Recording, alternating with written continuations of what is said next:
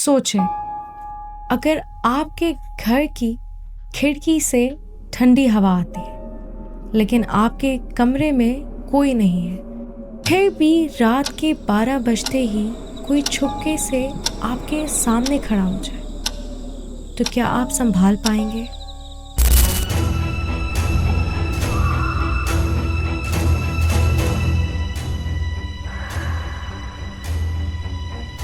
कहानी शुरू होती है फहद से, जो नए नए गुलबर्ग सोसाइटी लाहौर में शिफ्ट हुए।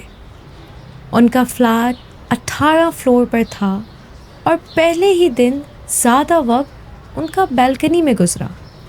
इतनी ऊंचाई पर सिर्फ ठंडी हवा के साथ ही वक्त गुजारा। रात को आंख लग गई लेकिन आराम से सो नहीं पा रहे, क्योंकि रात के 12 बजते ही कमरे की सीलिंग से अजीब और हल्की धड़कती हुई आवाज़ आने लगी, जैसे कोई शैडो चल रहा हो और वो उसकी आवाज़ हो, मगर कोई दिख नहीं रहा था। फहद ने सोचा शायद ऊपर कोई बच्चा या मेंटेनेंस का काम चल रहा है, पर जितनी देर गुजर रही थी आवाज़ और तेज़ और अनजानी सी हो रही, जैसे कोई उस कमरे के आसपास छुपके से घूम रहा। फहद ने टीवी चलाया, म्यूज़िक भी तेज़ कर दिया, लेकिन हर बार आवाज़ और तेज़ हो गई। उसका दिल अब तेज़ी से धड़कने लगा और हर लम्हा गुजरते साथ उसका डर और बढ़ता जा रहा था। सुबह होती है, फहद डिसाइड करता है कि फ़्लैट के मालिक से अब वो कंप्लेन करेगा। जब वो वहाँ पहुँचा तो देखा कि दरवाजे की खिड़की खुली है। सिक्योरिटी वालों से नंबर लिया और फ़ोन किया तो पता चला कि इस फ्लैट में 5 साल से कोई रहता ही नहीं है। फहद हैरान रह गया। ये मुमकिन नहीं था, कोई ना कोई तो ज़रूर था। फहद ने सोसाइटी सेक्रेटरी को भी कॉल किया और सब कुछ बताया।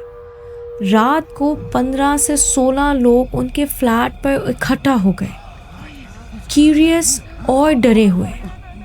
12 बजते ही सबकी सांसें जैसे रुक गई हों। आवाज़ तो थी लेकिन फ्लैट में कोई नहीं था। सब लोग टेरेस पर गए और देखा कि आवाज़ ग्राउंड फ्लोर से नहीं बल्कि टेरेस से आ रही। फिर आवाज़ जैसे धीरे धीरे घुंघरूओं की आवाज़ में बदल गई और तेज़ी से बजने लगी, जैसे कोई शैडो चल रहा हो घुंघरू पहनकर, लेकिन वो शैडो दिख नहीं रहा था। और फिर टेरेस पर एक लड़का नज़र आता है, घुंघरू पहने, रेलिंग पर चल रहा था। सेक्रेटरी ने पूछा, तुम कौन हो?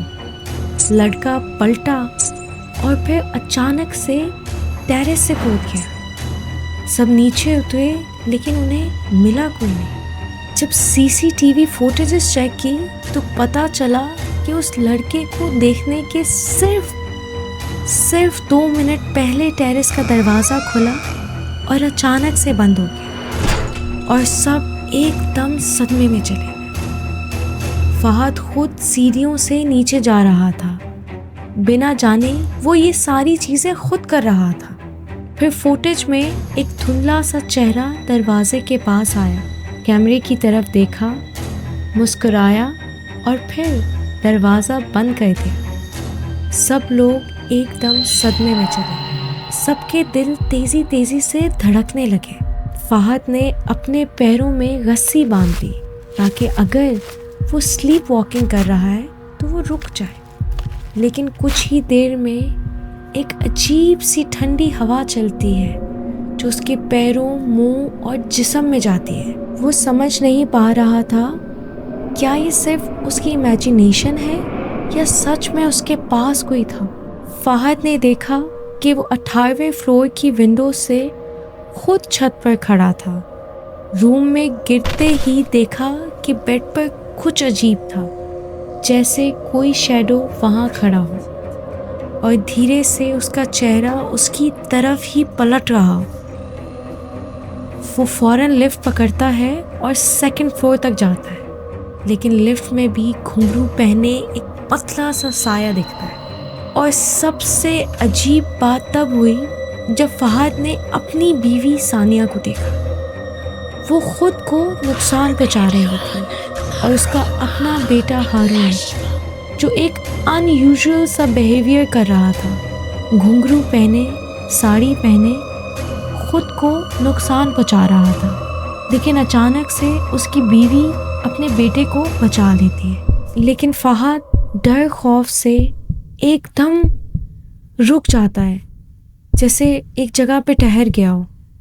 बात ही कुछ अजीब थी कि उसे खुद समझ नहीं आ रही थी कि ये हो क्या रहा है।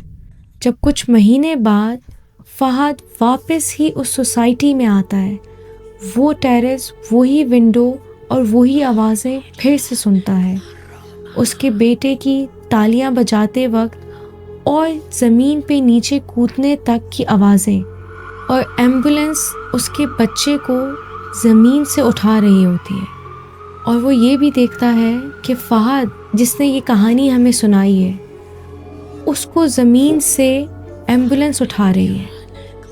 लेकिन अचानक से टेरेस से वही घुंघरुओं की आवाज़ें सुनाई देती हैं, छन छन छन। लिफ्ट अपने आप 18वें फ्लोर पर रुक गई। दरवाज़ा खुला मगर अंदर कोई नहीं था। कुछ लोग कहते हैं कि रात के 12 बजे उसी विंडो से अचानक ठंडी हवाएं आती हैं और अब भी घुंघरुओं की आवाज़ सुनाई देती है।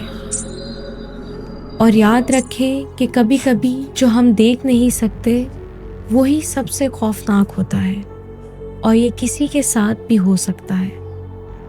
अगर आपके पास भी कोई ऐसी पैरानॉर्मल कहानियाँ हैं तो हमें भेजिए, हम आपकी कहानियाँ भी सुनाएंगे।